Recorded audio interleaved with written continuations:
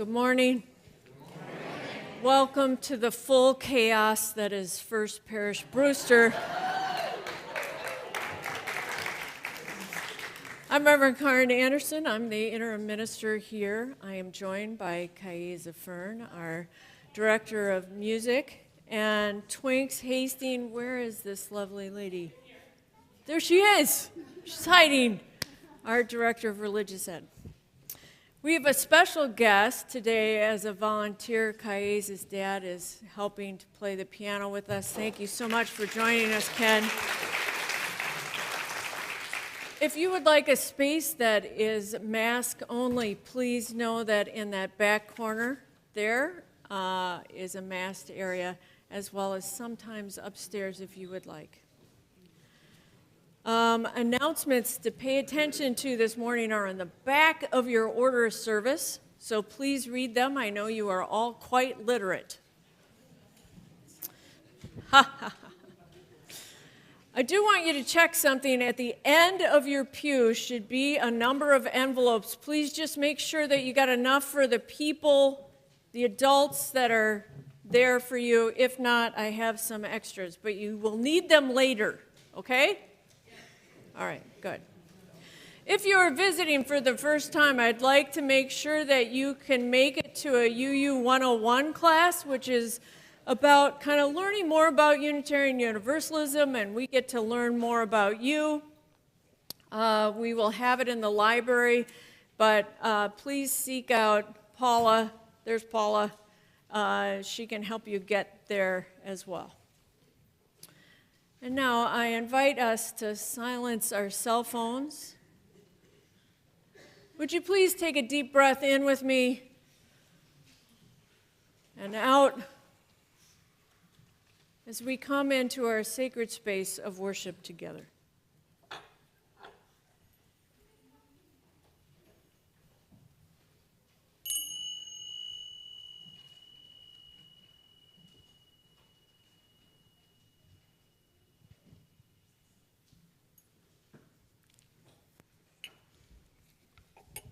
Good morning. I was just going to bring you up. I'm going to need some help this morning from... Oh, what's that?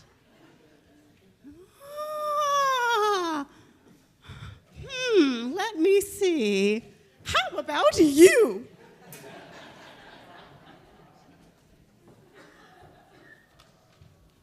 May I invite you?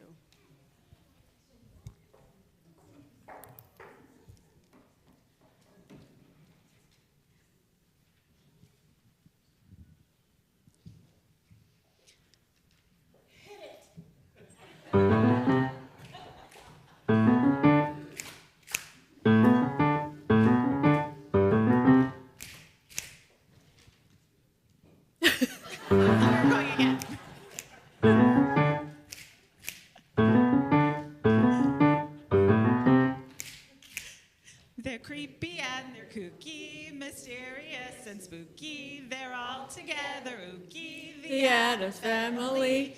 Their house is a museum where people come to see 'em. They really are a scream, the Addams Family.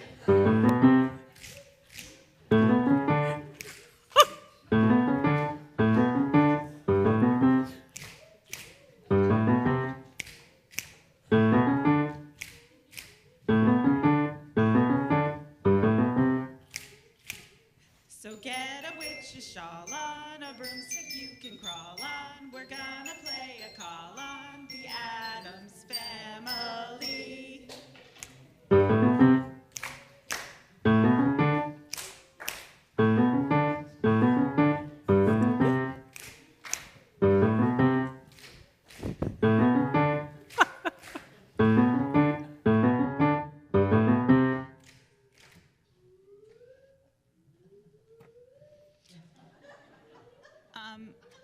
Morticia?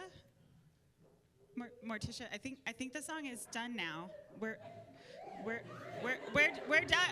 Morticia, we're done. We're done now. It's over. Come on. It's done now.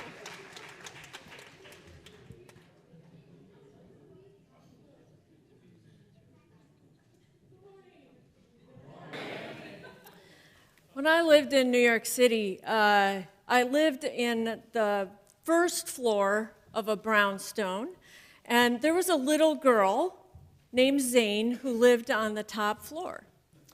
Now, the entire year that Zane was 3 years old, she had so much fun with her clothing. She was a fashionista for sure. She always wore a crinoline-like skirt, and over the top she had this ruffled jean skirt she wore over the top, and then she had black tights with polka dots on and pink Converse tennis shoes, and always a wackadoodle shirt on. But her crowning piece of what she wore all the time were her fairy wings.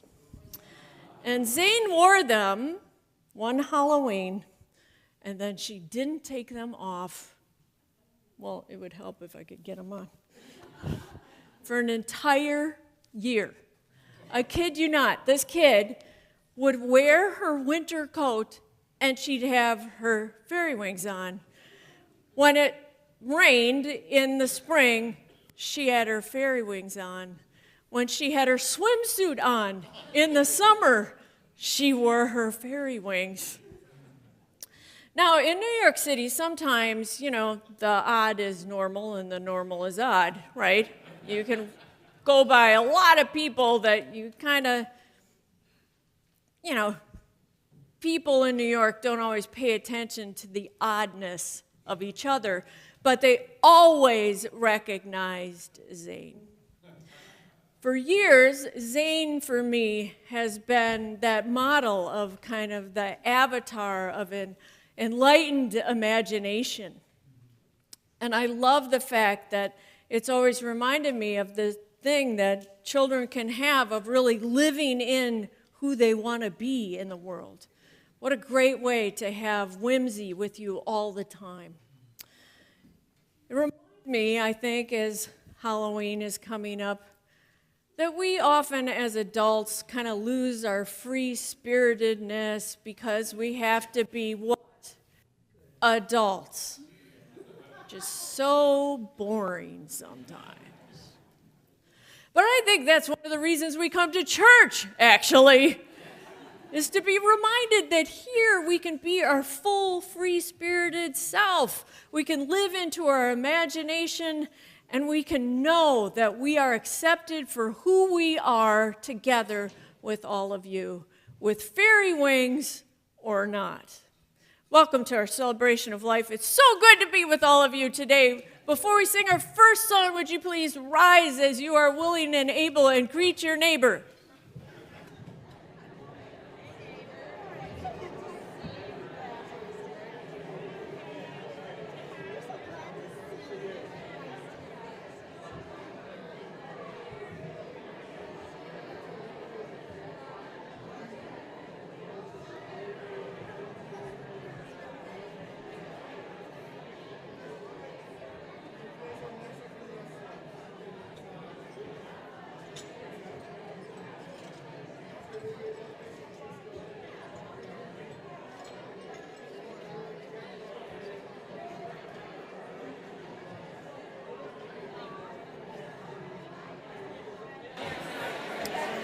Okay, good people, would you please join in singing our first song that Kais is going to lead us through.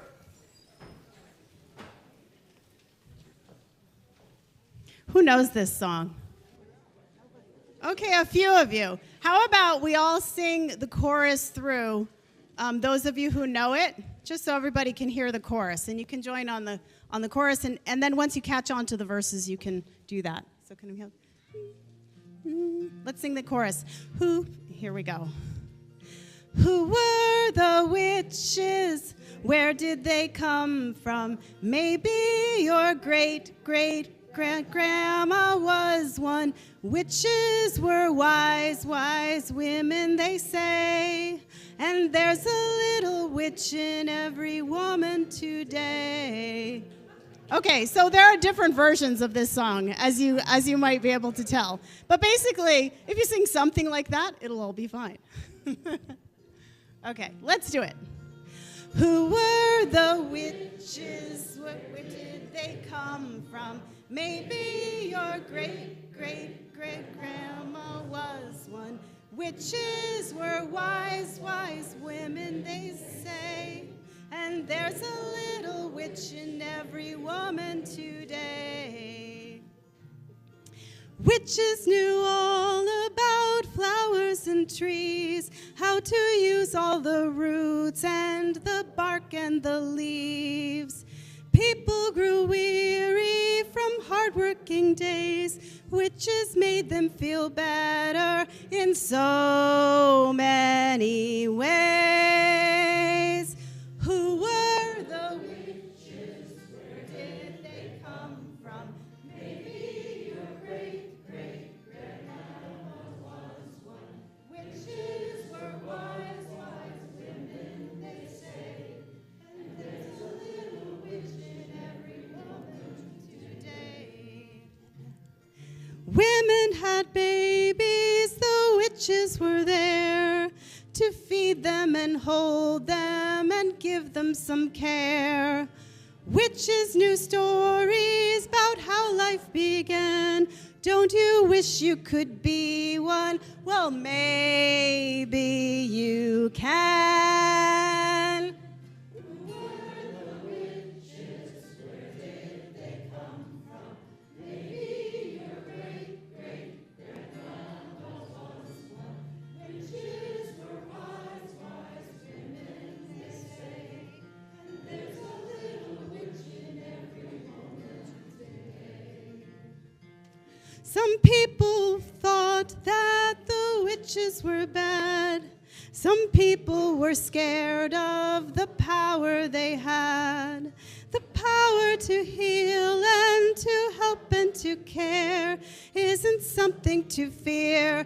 It's a treasure to share. Who were the witches? Where did they come from? Maybe your great-great-great-grandma was one. Witches were wise, wise women, they say. And there's a little witch in every woman today. There's a little witch in every woman today.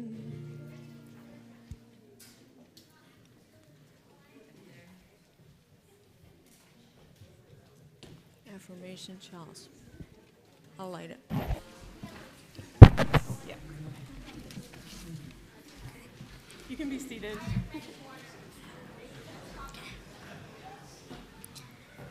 Come, let us enter the space with the stories of our ancestors, for their strength and wisdom beats in our hearts.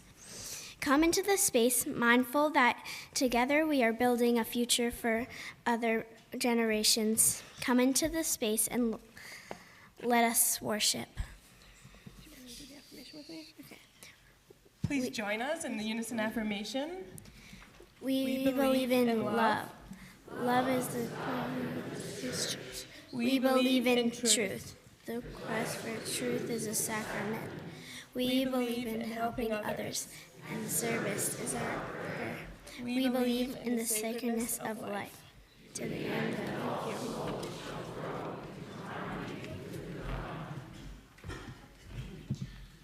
So good morning, everybody. I'm so glad we're being joined by all sorts of different friends today. We have a headless person and a basketball player and some witches and skeletons and Bondi lifeguard, official now. But wait, this month, what has been our theme this month? Heritage. And we've been talking about heritage downstairs, right? Yeah, and so one of the things I wanted to talk about in our heritage as Unitarian Universalists is our heritage as change makers. And so there's been so many change makers through the years. One of my favorites is Alexander Graham Bell. Does anyone know what Alexander did? He changed the world big time. Anyone out here know? He invented the telephone, and he was a Unitarian, and he was also Scottish, hence why he's a favourite of mine. My high school is the only high school in the world that's produced 2 Nobel Prize winners, he being one of them. I'm not the other one. Maybe there'll be 3 one day. Not yet. And then we have some change makers right here in our congregation. I'm trying to find some of them. Are Linda and Gloria here today? They're not here. But Linda and Gloria, I don't know that we have ever talked about what change makers they were. They were the first people who helped in Massachusetts to change the law that allowed 2 people who were the same gender to get married. And they're our heritage at First Parish Brewster.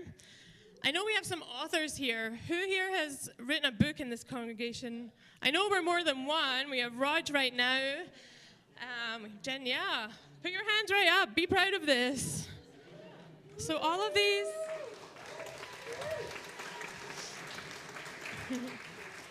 all of these folks are our heritage at First Parish, and they have written books that are changing and have changed the world. And what about, do we have some people who have been working for peace or doing a vigil this morning? Or part of social justice? I know there's more than the 3 of you with your hand up. Yeah.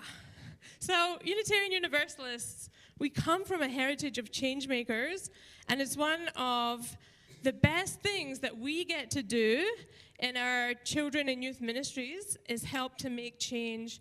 And so UNICEF every year has a collection, and UNICEF help children all over the world who need help with lots of things. And we're going to talk a little bit more about that when we go downstairs. But I think some of our friends here brought change so that we can make change.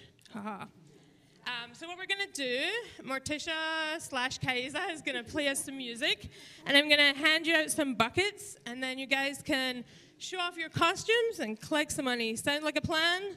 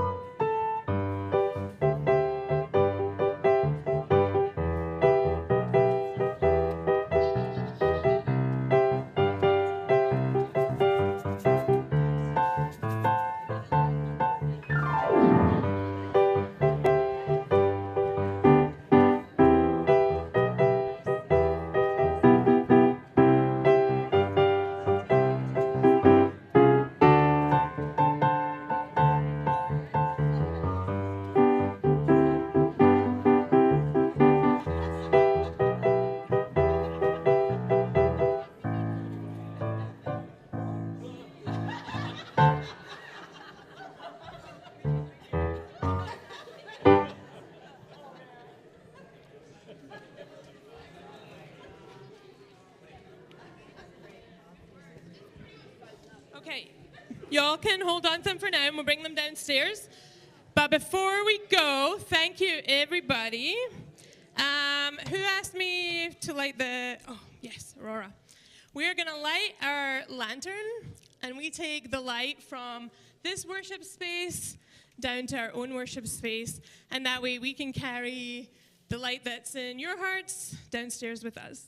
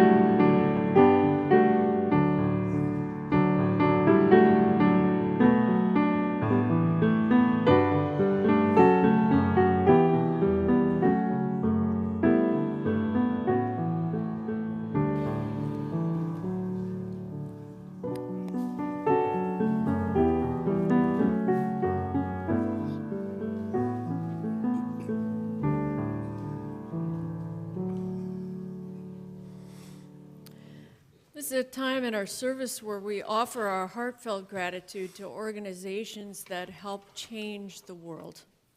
This morning's split plate is with American Friends of Combatants for Peace. Combatants for Peace is a grassroots movement of Palestinians and Israelis working together to end the occupation and bring sustainable peace, equality, and freedom to our homeland. American Friends of Combatants for Peace seek to amplify the work of Combatants for Peace through fundraising, awareness, education, and coalition building. Please know that you can give to this organization in a couple different ways. If you look in your order of service, you can actually text to give for all of this. I invite us to take the offering now mindfully and gratefully.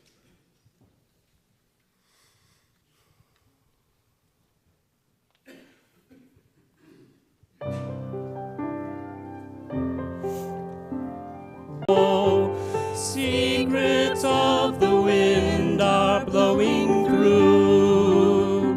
Listen well, my friends, and find a few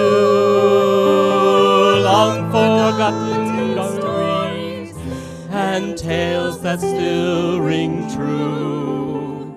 Secrets of the wind are blowing through. Heroines and heroes brave, legends of my friends, and find a few long forgotten stories and tales that still ring true. Secrets of the wind are blowing through. Listen all around, and wisdom can be found. Secrets of the wind. Silence. Kayeza today, after the silence, is going to lead us through a song. I invite you to turn inward with me now. Share with you these words by Mary Oliver in Blackwater Woods.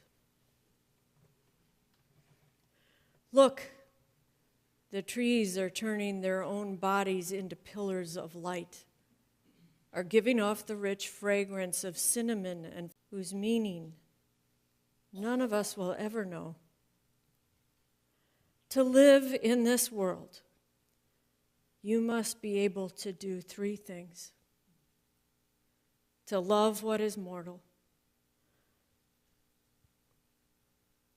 to hold it against your bones, knowing your own life depends on it.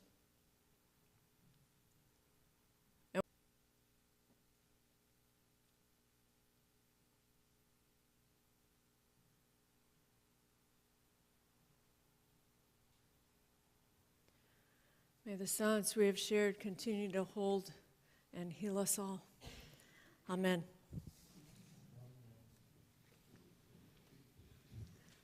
And we'll join together in the Teal hymnal, 1001, Breaths.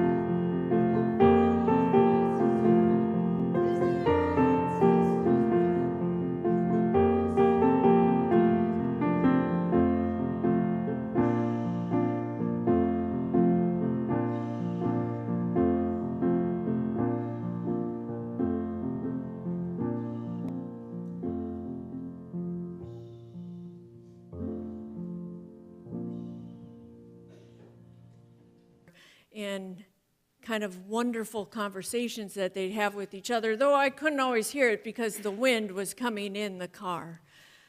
But in the back seat, that was kind of my domain.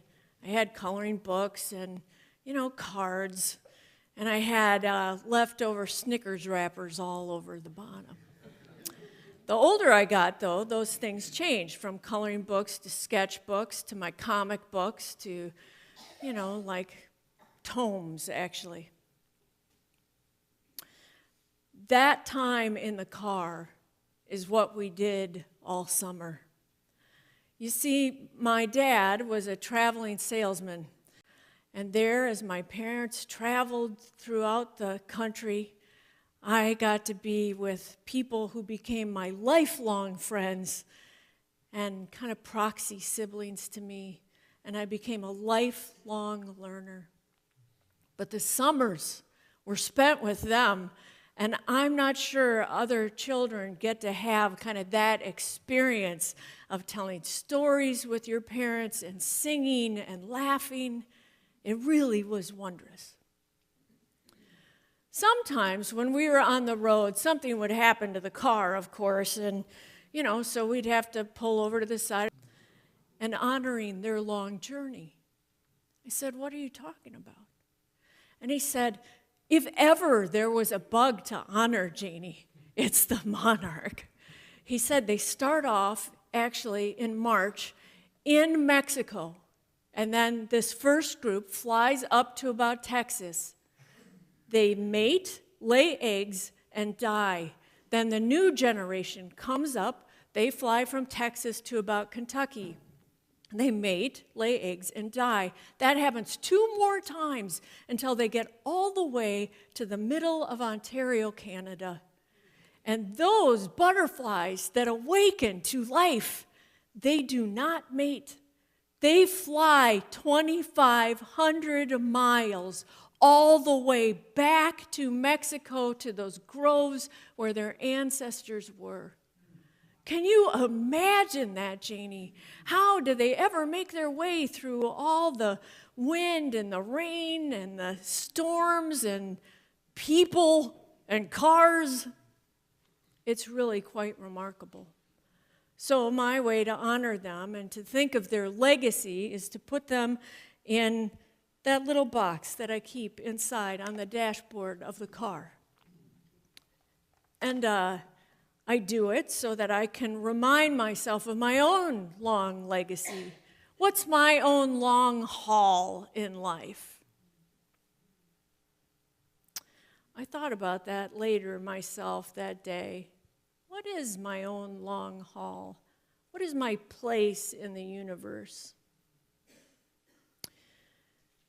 Every September, we would drive through Connecticut and stop and get school supplies, and my parents would drop me off at school.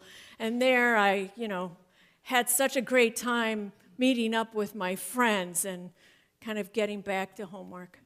And my parents would set off on the road again. Now, they were ardent letter writers, and I would get a letter from them every 2 weeks that came in the mail, and they kind of went across a certain pattern of what they were. They usually talked about the town they were in and the people, and then my dad would have some little anecdote or moral to them. When I was in high school, I got this letter. Dear Janie, spent the last week in and around Portland, Maine. Your mother has knitted 2 pair of mittens, a hat, and some socks, which you'll be getting soon. She is a veritable machine with those needles. And there's a comic book store here you'd love, as well as an art store with our favorite watercolors. I'll buy you some. This town is statuesque, provincial, and filled with old hippies. Last week, I met with a new client who talked with his mouth full all through lunch. Your grandmother Rose would have been horrified. He told me a story that needs repeating, especially as your mother and I are on the road and not able to sit you down properly and lecture you on the challenges you might face at the tender age of 16. I'm hoping that this story will take the place of the in-person lecture I might mistakenly give you if you were stuck at a kitchen table with me and instead I offered this vignette to save you the torture. Evidently, in the 60s, this client of mine once had an acid trip which produced a thought so profound, so brilliant, and awe-inspiring, he firmly believed it had the potential to change the world. So he finds a piece of paper while he is high and hallucinating and writes it down, and then he falls asleep on the living room floor. And when he wakes up in the morning, he vaguely remembers his revelation and searches the house for the piece of paper that will change his life and humanity as we know it. He finds the paper face down on the kitchen table, turns it over to reveal the message, which reads, "The sun is hot." That's it. The sun is hot. Best anti-drug message I've ever heard. The sun is hot. Much love, Dad.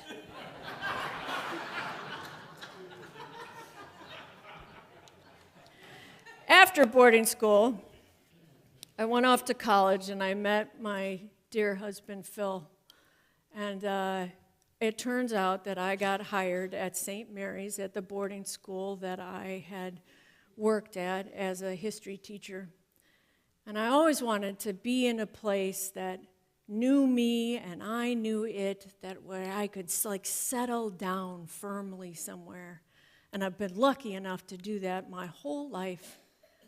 Meanwhile, my parents would travel all over the place, and Dad would send these letters with little anecdotes and morals, and I would share them with my friends and with my students. When I was in my 30s, I got this letter. Dearest Janie, we're in Vermont at the cleverest town ever.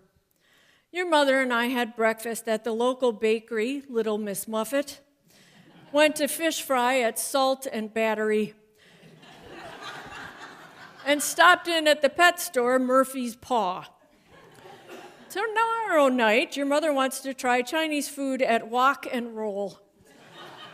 There's no national chains here, which is really quite refreshing. Their general store had a sign in front that reads, in this order, meeting your every need, rifles, wedding gowns, beer.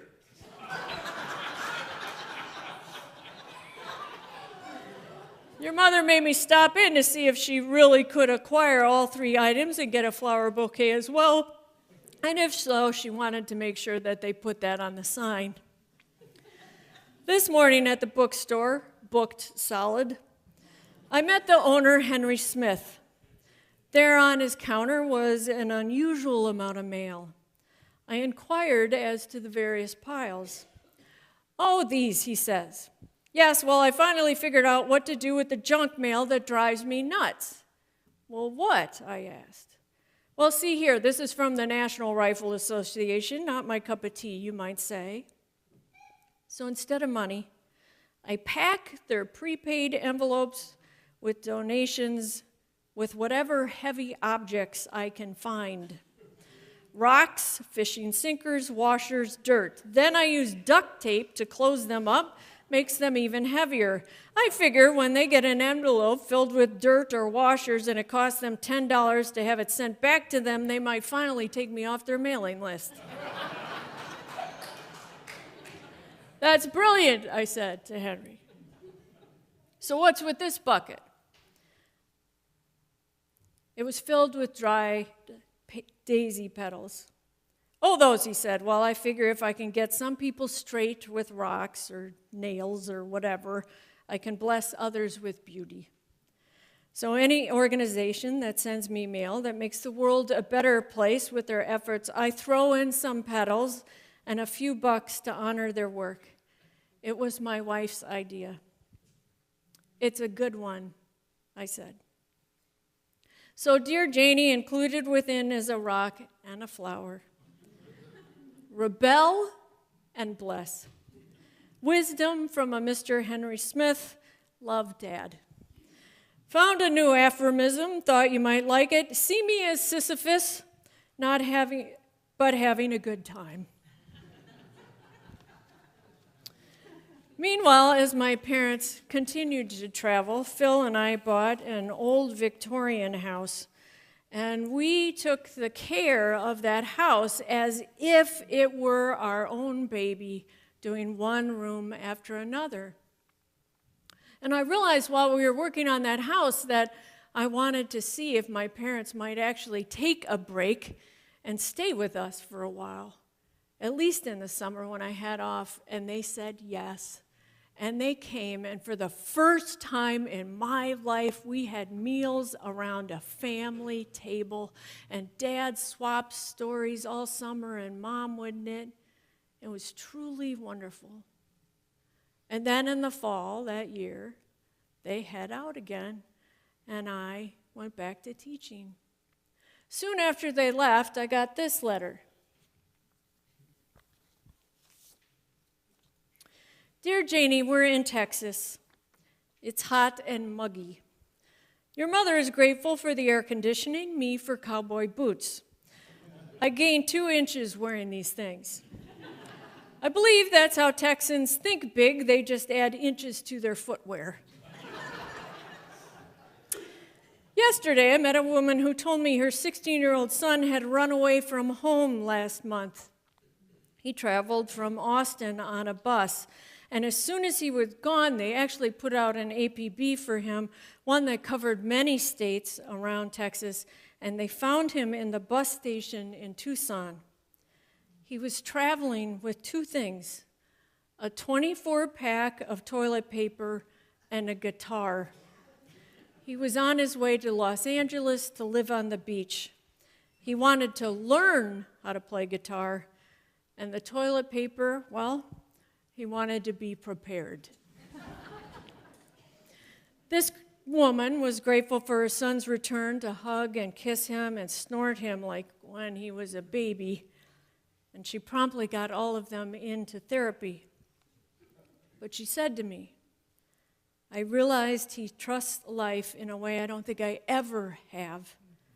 I mean, a guitar and toilet paper. You can't trust life more than that, can you? So that's what I'm working on, trusting life.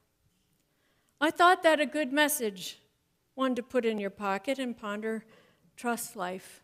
Love, Dad. There was toilet paper inside the envelope. When my folks were ready to retire, they really didn't know what to do with themselves. And they were trying to figure out if they should settle somewhere or not. And they finally decided that they would just keep coming to us every summer, and they would continue to travel. And they have made their way to the far reaches of Saskatchewan, all the way to Alaska, and down to South America. About a month ago, my dad finally got that trip that he wanted to do, to go to Mexico to see the millions of butterflies that had made their way there after 2,500 miles of flying. And Dad was like a kid in a candy shop. He couldn't have been more excited.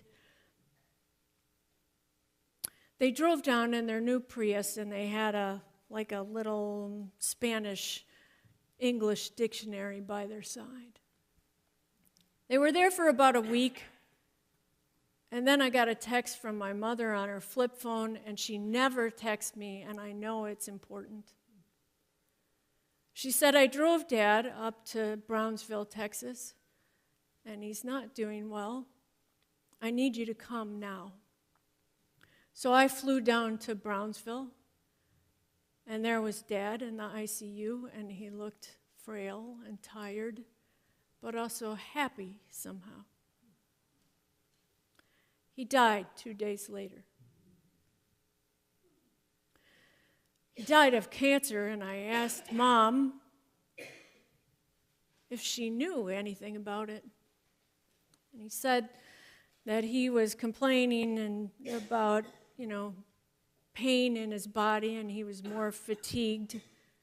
But she said he wouldn't have done anything to have missed those butterflies. He wanted to see those as much as he wanted to see you happy in life. We had his memorial, and there we passed out all the little butterfly parts that he had saved for years, and everyone spoke about that which, Dad had given them, the gifts he had given, the little anecdotes, and really talked about his wonder and awe with the world. About 2 weeks after that, I actually got a letter in the mail from my dad. He had sent it the last day in Mexico, and it took that long to get here. And he wrote this. Dear Janie, this place is beautiful, but how could it not be? We are surrounded by the butterflies. The indigenous people here believe the butterflies are the incarnation of their dead returning to them, bringing back to them each year the beauty and breath of those they've lost. They welcome them in with paths of marigolds in their honor, tamales, and wear bright-colored clothes of celebration. With the butterflies, their dead are not lost to them, but ever returning. Today, your mother and I hiked up a steep trail to get a first-hand look at the monarchs. There they were, covering whole trunks of trees, waving to us in the morning sun. They looked like a river of gold, and orange and black, not one organism, but thousands that became larger than one alone. When we reached a midpoint, we stopped to catch our breath and just marvel. For a moment, I heard your mother's breath in and out, and in and out, and in and out. The birds were singing, and then they stopped. And then you could hear it, this gentle swishing sound. It wasn't wind or bird or small animal, but the sound of hundreds of thousands of tiny wings fluttering around on the trees and in the sky above us. It was the butterflies. And Janie, there is no more a sacred sound than this quiet whispering of being, I am in heaven. Surely the indigenous people are right. These butterflies carry with them the gifts of all that has gone before me and all that will come after. I love you, Janie. Remember that. Dad. That night I dreamt I was in that forest, and there were butterflies all around me, landing on my head and my shoulders and on my feet and reminding me of all that had gone before.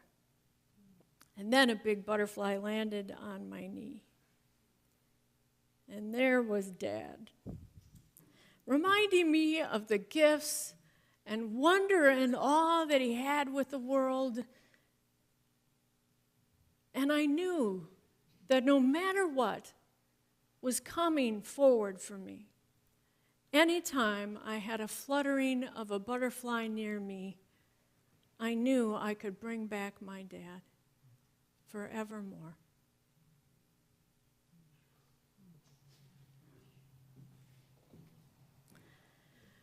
I'd like you to take those envelopes that you have at the end and open them up. If you don't have one, please let me know.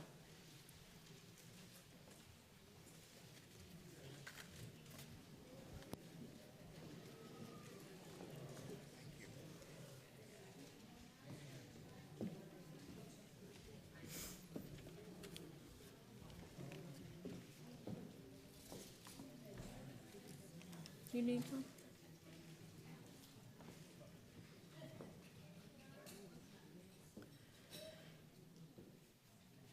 So you should have a butterfly, each of you. Today we participate in a memory tree with a twist. In a few moments, we are going to have each of you write on that little label on your butterfly. I want you to write something you've lost. It can be a person, a pet, a job, a marriage. On the other side, I'm going to ask you to write about the love that remains, the gift that they gave you that's left behind. So if you have it now, I invite you to write that down. But if not, just hold that butterfly for a little bit as we reflect together for a moment. Friends, there is no doubt that death destroys. It steals joy and leaves silence in its wake. But memory refuses to let that be all. Let loss be the final word. Make no mistake, we don't remember as much as memory remembers us. It reweaves, reassembles, reconstructs us and our relationship with them. Memory refuses to let us and them go. It knows that joy and laughter never fully leave. If we let them, our loved ones can linger in a new and different form. I love how a poet once put it. He said, "We are not bodies made of blood and bones. We are stories made up of all who have gone before and all who will come after." None of us really just want to be remembered. We want to have mattered.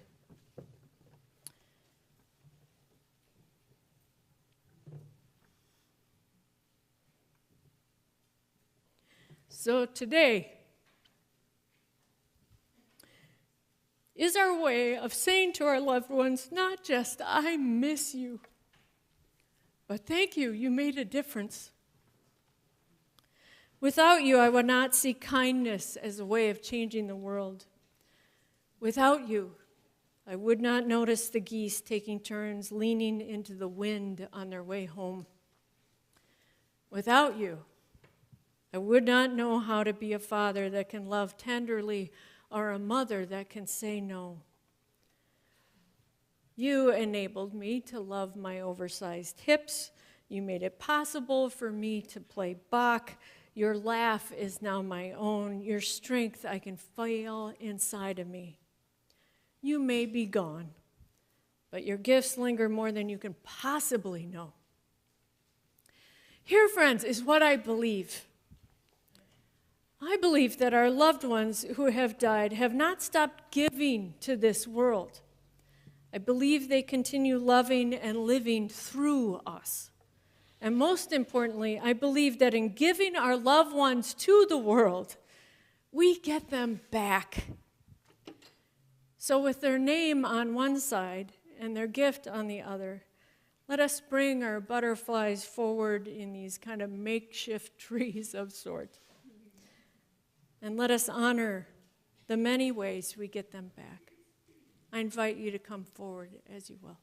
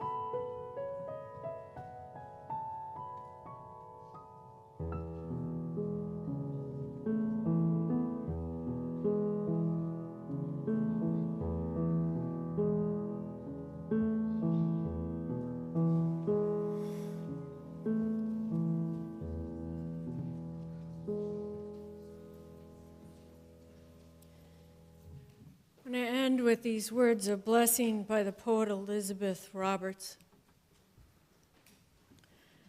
When I die, if you need to weep, cry for your brother or sister walking the street beside you. And when you need me, put your arms around anyone and give them what you need to give me. I want to leave you something.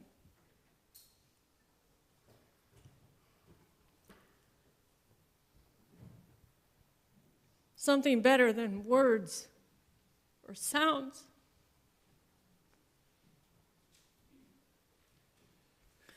Look for me in the people I've known or loved. And if you cannot give me away, at least let me live in the gentleness and goodness of your eyes and not simply in the frozen memories of your mind. You can love me most by letting hands touch hands, by letting bodies touch bodies, and by holding tight to children who so often need more than we can possibly see. Love doesn't die, people do. So when all that's left of me is love, give me away.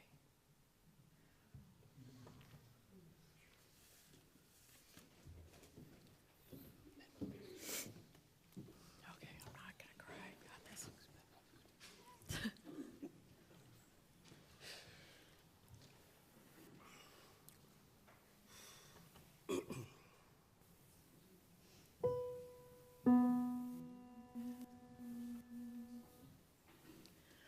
May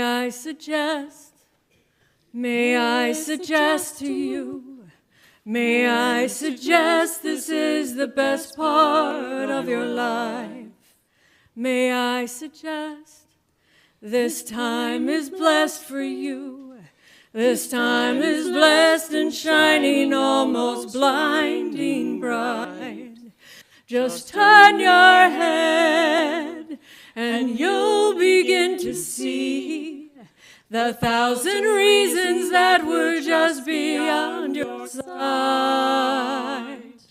The reasons why I suggest to you, why I suggest this is the best part of your life. There is a world that's been addressed to you, intended only for your eyes. A secret world, a treasure chest to you, of private scenes and brilliant dreams that mesmerize. A tender lover's smile, a tiny baby's hands, the million stars that fill the turning sky at night. Oh, I suggest, yes, I suggest to you, yes, I suggest this is the best part of your life. There is a hope that's been addressed to you, the hope of 7 generations, maybe more. This is the faith that they invest in you. It's that you'll do one better than was done before. Inside you know, inside you understand, inside you know that's what's to finally set right. And I suggest to you, and I suggest this is the best part of your life.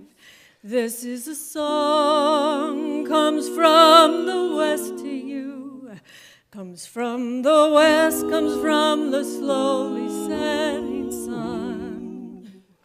This is a song with a request for you to see how very short the endless days will run. And when they're gone, and when the dark descends, We'd give anything for one more hour of light.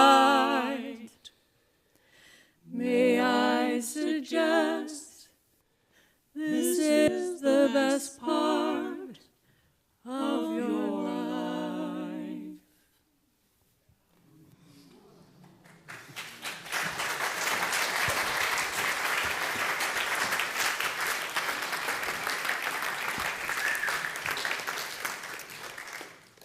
I made it through that last line without crying. I don't think I've ever done that before. Would you please rise and grab the hand of the person next to you? Please remember that kids are outside. You're welcome to come and celebrate with them. Also, we have coffee hour in the parish room. Whatever we can do or dream we can do, let us begin it. Boldness has genius and power and magic in it. May we ever be bold in our living and in our loving. Amen.